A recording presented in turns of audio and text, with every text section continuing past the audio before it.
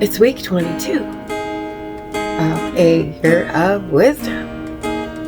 Let's get to reading.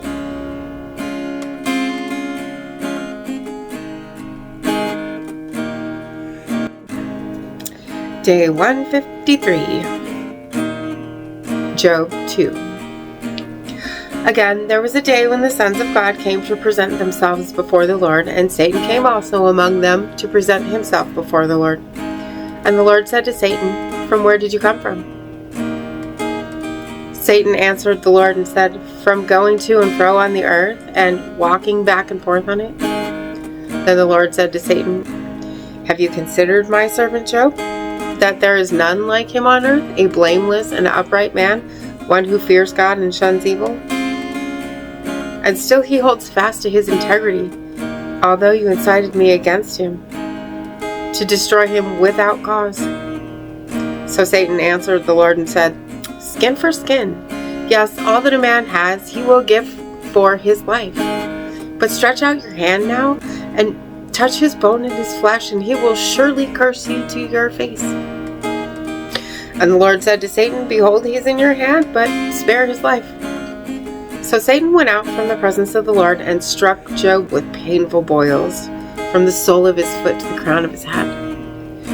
And he took for himself a potsherd with which to scrape himself while he sat in the midst of the ashes. Then his wife said to him, "Do you still hold fast to your integrity? Curse God and die." But he said to her, "You speak as one of the foolish women speak. Shall we indeed accept good from God, and shall we not accept adversity?" In all this Job did not sin with his lips. Now, when Job's 3 friends heard of all this adversity that had come upon him, each one came from his own place: Eliphaz the Temanite, Bildad the Shuhite, and Zophar the Naamathite. For they had made an appointment together to come and mourn with him and to comfort him.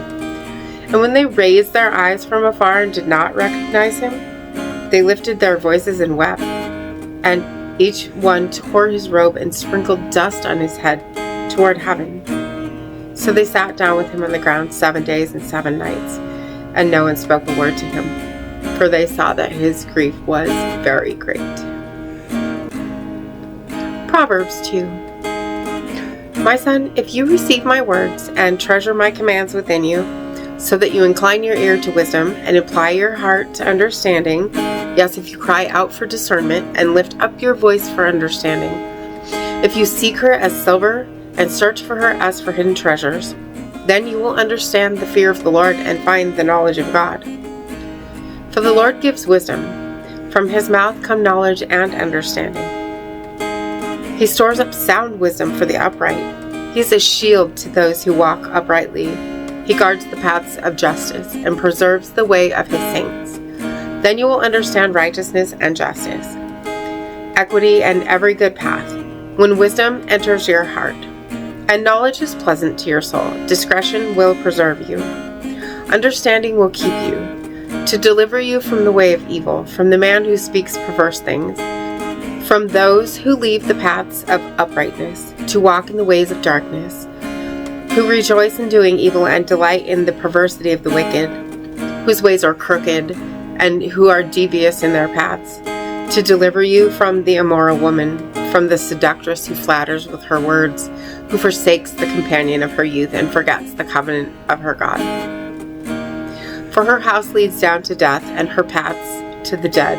None who go to her return, nor do they regain the paths of life. So you may walk in the way of goodness, and keep to the paths of righteousness. For the upright will dwell in the land, and the blameless will remain in it. But the wicked will be cut off from the earth, and the unfaithful will be uprooted from it. Ecclesiastes 2. I said in my heart, "Come now, I will test you with mirth. Therefore enjoy pleasure," but surely this also was vanity. I said of laughter, "Madness," and of mirth, "What does it accomplish?" I searched in my heart how to gratify my flesh with wine, while guiding my heart with wisdom, and how to lay hold on folly, till I might see what was good for the sons of men to do under heaven all the days of their lives. I made my works great. I built myself houses and planted myself vineyards. I made myself gardens and orchards, and I planted all kinds of fruit trees in them. I made myself water pools from which to water the growing trees of the grove. I acquired male and female servants and had servants born in my house. Yes, I had greater possessions of herds and flocks than all who were in Jerusalem before me. I also gathered for myself silver and gold and the special treasures of kings and of the provinces. I acquired male and female singers, the delights of the sons of men, and musical instruments of all kinds. So I became great and excelled more than all who were before me in Jerusalem. Also my wisdom remained with me. Whatever my eyes desired, I did not keep them from it. I did not withhold my heart from any pleasure, for my heart rejoiced in all my labor, and this was my reward for all my labor. Then I looked on all the works that my hands had done, and on the labor in which I had toiled. And indeed all was vanity and grasping for the wind. There was no profit under the sun. Then I turned myself to consider wisdom and madness and folly. For what can a man do who succeeds the king? Only what he's already done. Then I saw that wisdom excels folly, as light excels darkness. The wise man's eyes are in his head, but the fool walks in darkness.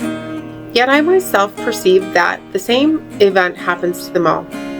So I said in my heart, as it happens to the fool, it also happens to me. And why was I then more wise? Then I said in my heart, this also is vanity, for there is no more remembrance of the wise than of a fool forever. Since all that now is will be forgotten in the days to come. And how does a wise man die? As a fool. Therefore I hated life, because the work that was done under the sun was distressing to me. For all is vanity and grasping for the wind. Then I hated all my labor in which I had toiled under the sun, because I must leave it to the man who will come after me. And who knows whether he will be wise or a fool? Yet he will rule over all my labor in which I toiled, and in which I have shown myself wise under the sun. This also is vanity. Therefore I turned my heart and despaired of all the labor in which I had toiled under the sun. For there is a man whose labor is with wisdom, knowledge, and skill, yet he must leave his heritage to a man who has not labored for it. This also is vanity and a great evil. For what has man for all his labor, and for the striving of his heart with which he has toiled under the sun? For all his days are sorrowful, and his work burdensome. Even in the night his heart takes no rest. This also is vanity. Nothing is better for a man than that he should eat and drink, and that his soul should enjoy good in his labor. This also I saw was from the hand of God. For who can eat or who can have enjoyment more than I? For God gives wisdom and knowledge and joy to a man who is good in his sight. But to the sinner he gives the work of gathering and collecting, that he may give to him who is good before God. This also is vanity and grasping after the wind. And as always, thank you so much for being here today. If you haven't already, hit that subscribe button right there. And I will see you tomorrow for another reading. Maranatha. You'll carry me out of the storm. I'm standing at the crossroads. I'm lost without a clue. I need a big pink neon sign to show me what to do. I thank you, Lord. It glorifies you when you're the only answer. I praise you, Lord, for holding what's too much for me. And I'm amazed by you, Lord, because nothing's too big and nothing's too small to lay at your feet.